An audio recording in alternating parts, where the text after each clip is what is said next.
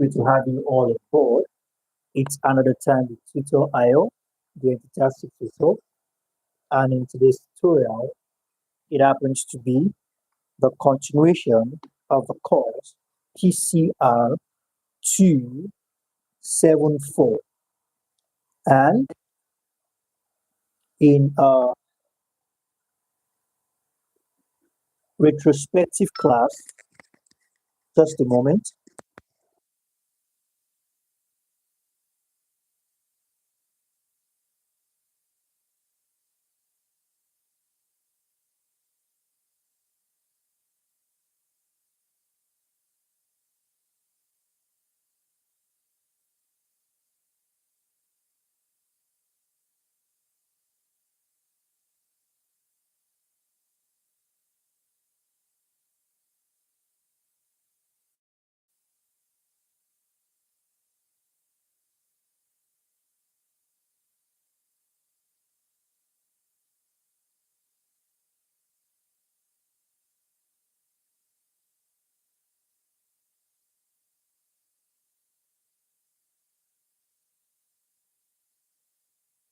Okay, so in today's class, we are taking our bearing, all right, according to the thumbnail, ethnic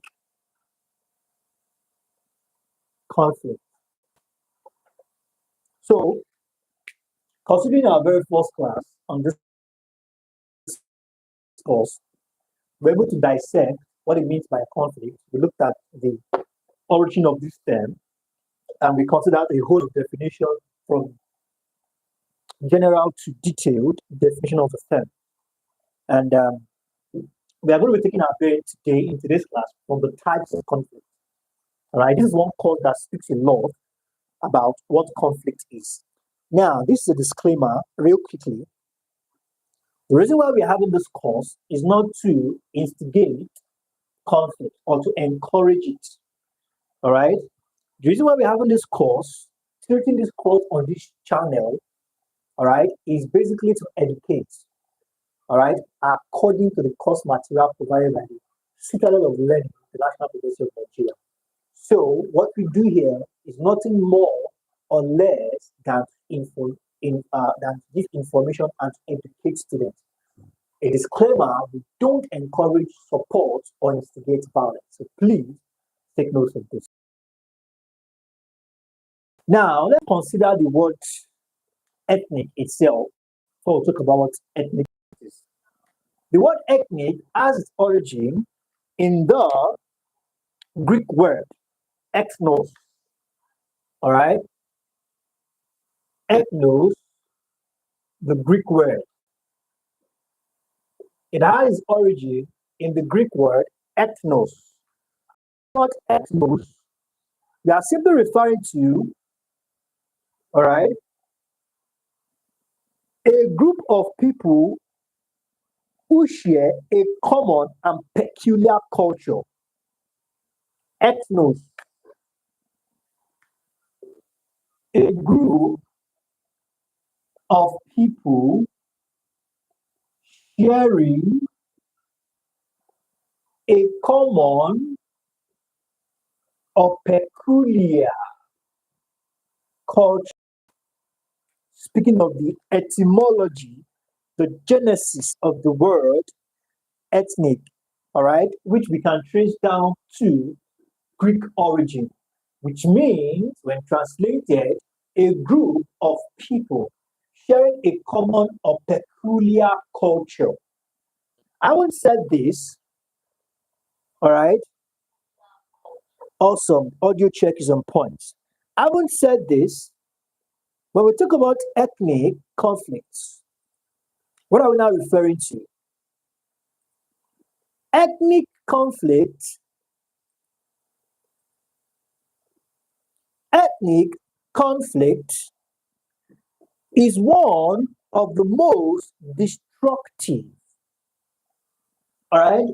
Ethnic conflict is one of the most destructive and pervasive conflicts in Africa, especially since the end of the Cold War.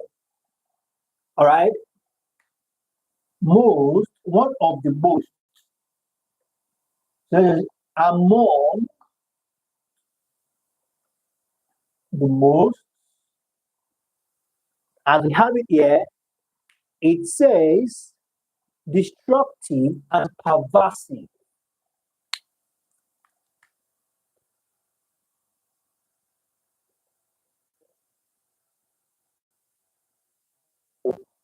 One of the most destructive and pervasive, all right, conflict in Africa, especially since the end of the Cold War.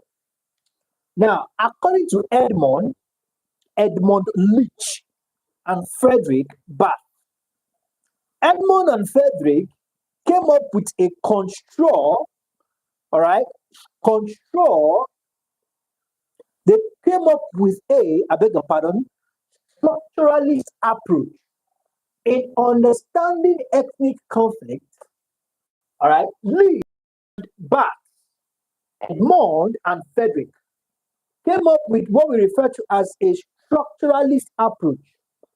All right, and this structural approach is of the opinion that the value of structural relationship in either identity formation, state formation, and maintenance in defining ethnicity more than cultural factor. Are we together? What is Edmund and Frederick telling us here?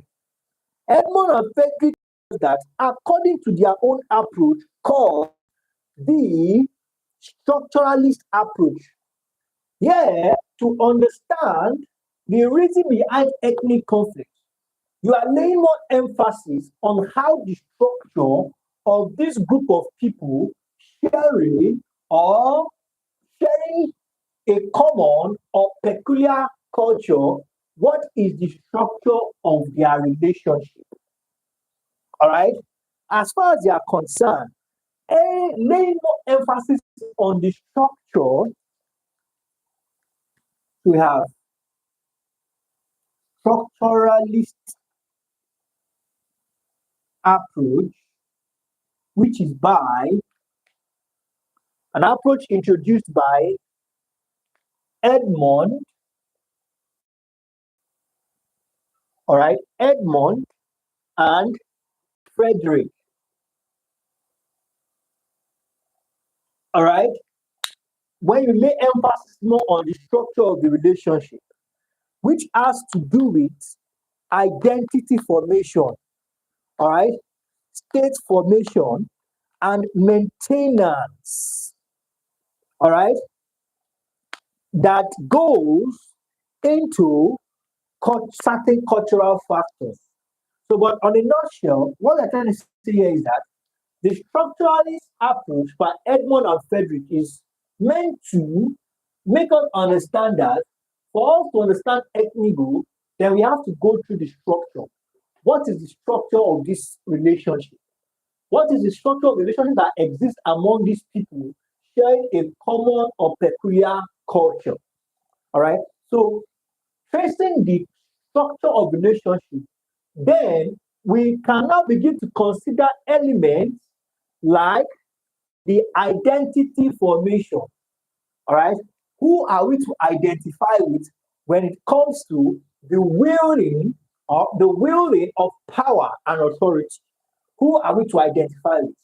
Now, don't forget that these are a people sharing a common, all right, and a peculiar.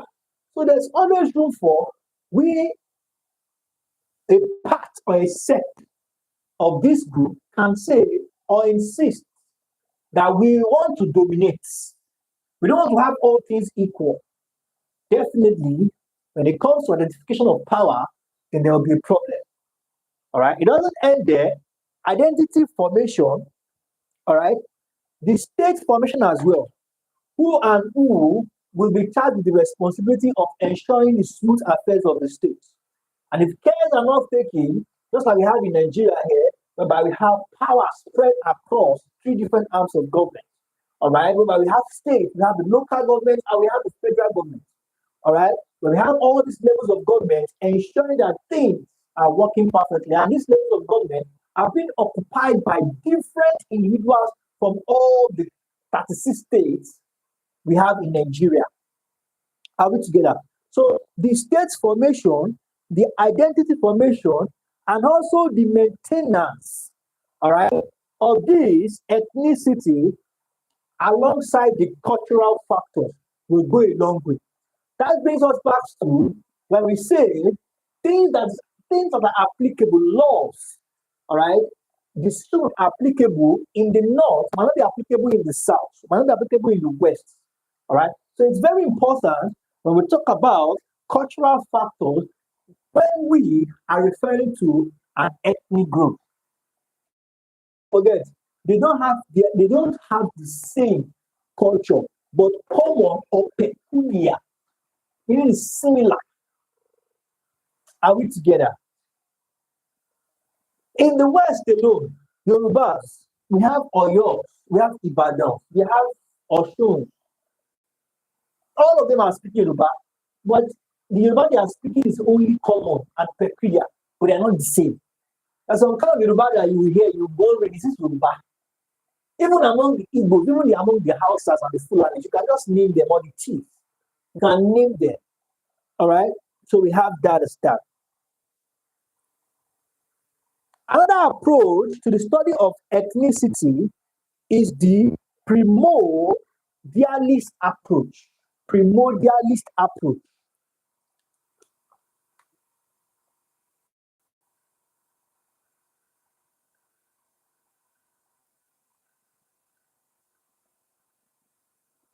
Now, when we talk about the primordialist approach, what are we referring to? This approach was postulated by Edward Shields and Clifford. So by Edward, must be D here.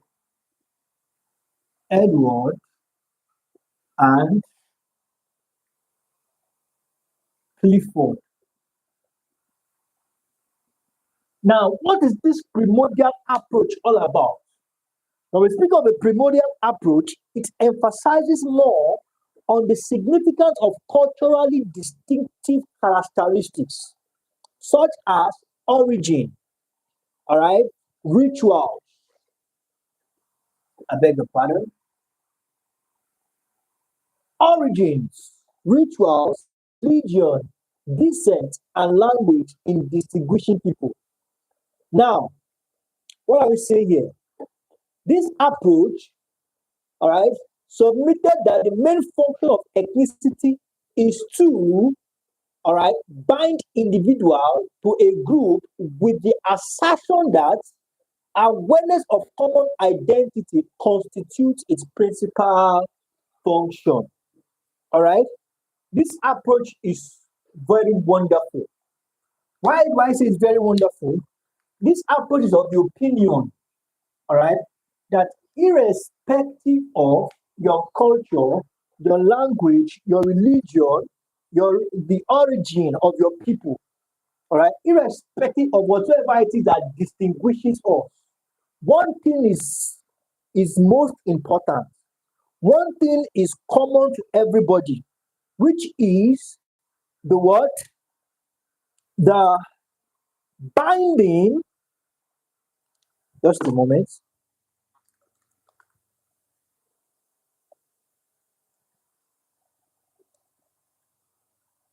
which is the binding of individual to a group with the assertion that awareness of a common identity,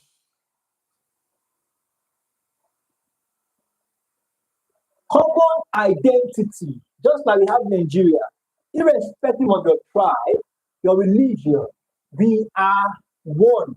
We are one Nigeria. So this is what this primordial approach is all about. All right, binding individuals to a group.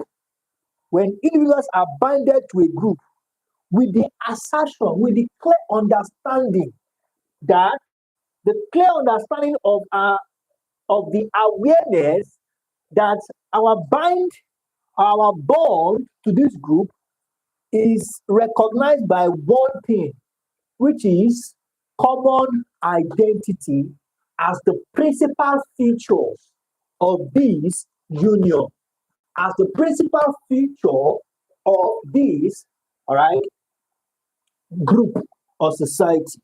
Common, all right, identity. So we have that as that. So, having known what this primordial approach is all about, so we now want to look at it from the angle of ethnic conflict. When individuals begin to no longer see each other, all right, other group as a group bounded by common identity, then ethnic conflict is just around the corner. All right, ethnic conflict is just around the corner.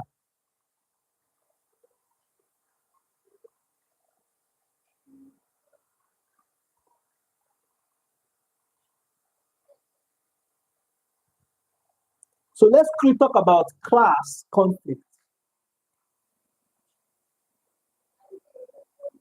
All right, class conflict. When we talk about class conflict, what are we referring to? Now, the distinguishing feature in the definition of classes is the possession of economic, political, and wealth, all right, intellectual prowess, powers, and values by segment of the society over other groups.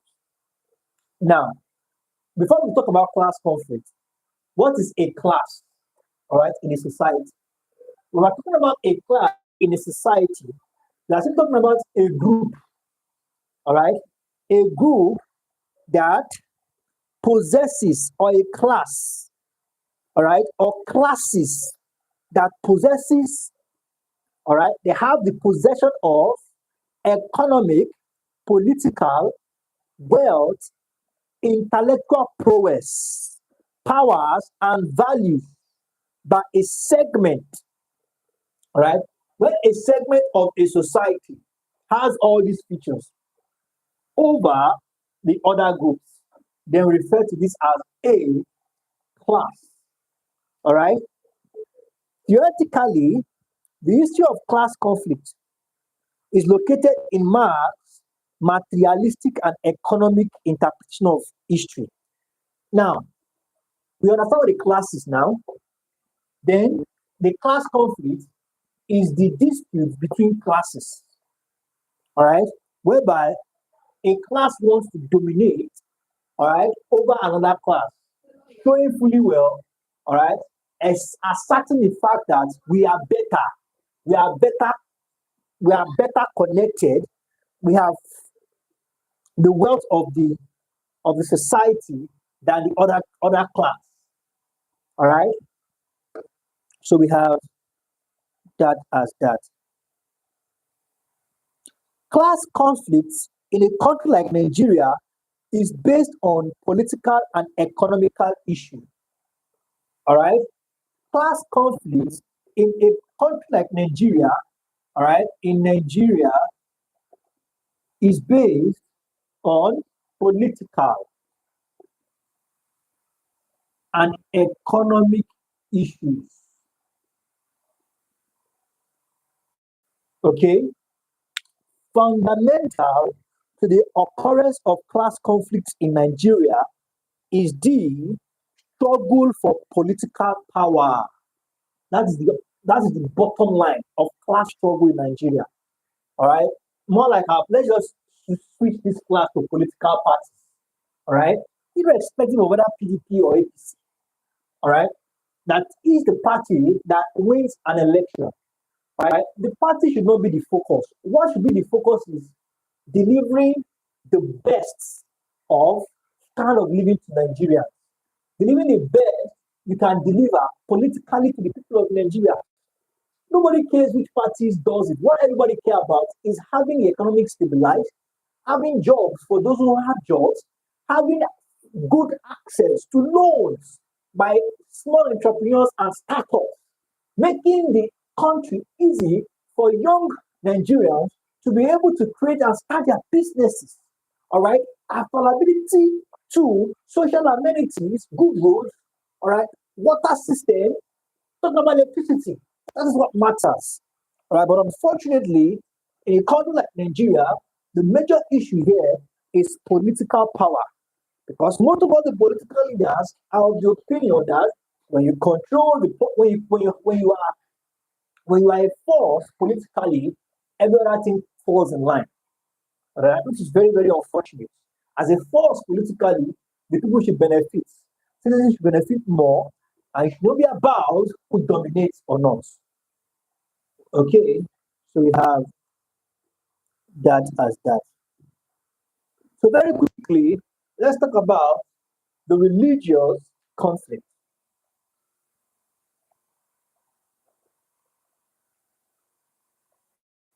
Okay, this is another serious conflict, all right, that can happen anywhere in the world. A serious kind of conflict that poses serious threat to any part of the world. Now, when we say religious conflict, it is defined as a conflict involving believers of two different faiths. All right, conflict between believers of two different faiths. When believers of two different faiths begin to conflict for the purpose of dominating the other faith in order to expand one faith at the expense of the other, then the conflict erupts. All right? Religion should be practiced freely by individuals and groups. But in a situation whereby a particular religion sees itself as better or superior and intends to dominate other religion at all costs, all right, then conflict, religious conflict will erupt. So we have that as that. Any belief system of ideology that has God or gods as a theme is religion. All right, so we talk about religious conflict. So when we talk about religion, we're talking about any belief system or ideology or idea that has God or gods as a thing is referred to as religion. This is what differentiates capitalism, communism, and socialism, all right, socialism from religion. All these ones, all these other systems don't believe that there's a God or gods that exist. What they believe are in what they can obtain, all right, what they refer to as facts that they can obtain without the intervention of supernatural beings. Are we together? So we have that as that.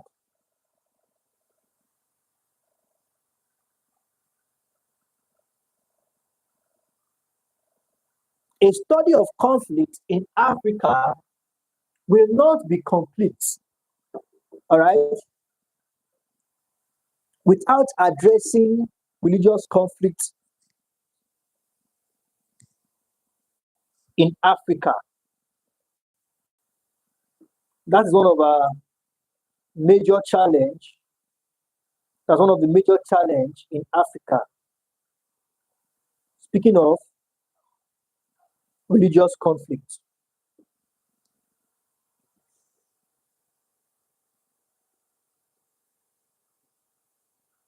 So therefore, if religion is not properly handled, it can become a burden.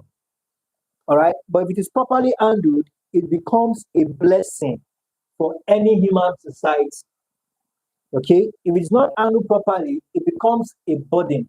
But if it is handled properly, it becomes a blessing.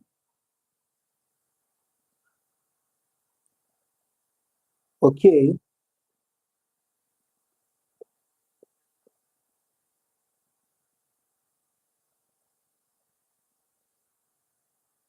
So now we have that as that.